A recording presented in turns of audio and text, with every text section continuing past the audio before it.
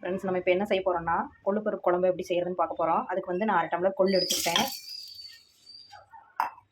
அது கூடவே வந்து ஒரு 4-5 பல்லு பூண்டு எடுத்துக்கிட்டேன், சேர்த்துக்கலாம். அது கூடவே ஒரு தக்காளி ஒன்று சேர்த்துக்கலாம்.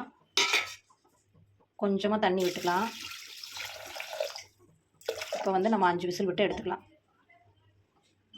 5 விசில் வர்றதுக்குள்ளே நம்ம வந்து கடாயில் வந்து மல்லி சீரகம் இதெல்லாம் வந்து வறுத்து எடுத்துக்கலாம். கொஞ்சமாக ஆயில் விட்டுக்கலாம். மல்லி சீரகம் 2 சேர்த்திக்கலாம்.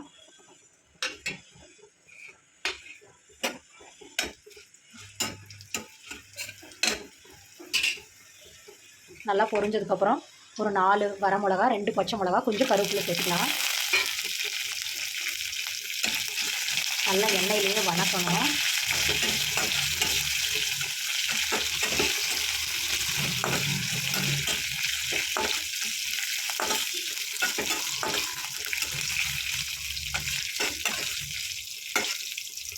நல்லா கருகிடாமல் நல்லா வணக்கணும்.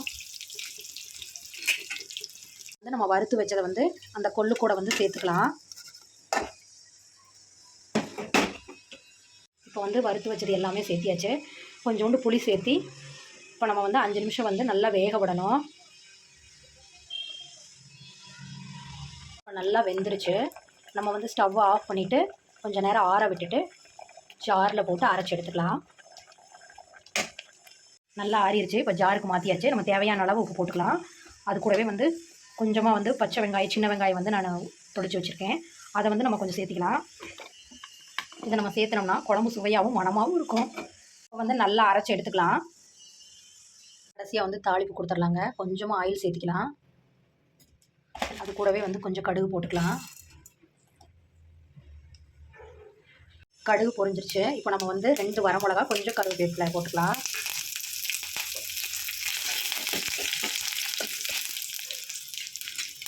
இப்போ நம்ம வந்து அரைச்சி வச்ச கொள்ளு பருப்பை நம்ம சேர்த்திக்கலாம்.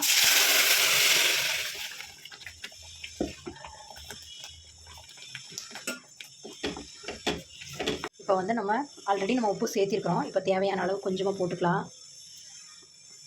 நல்லா கிளறி விட்டுக்கலாம். 5 நிமிஷம் இருந்து ஸ்டவ் ஆஃப் பண்ணிடலாம்.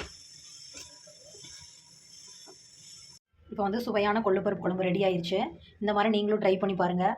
பிடிச்சிருந்தால் லைக் பண்ணுங்கள், ஷேர் பண்ணுங்கள், கமெண்ட் பண்ணுங்கள்.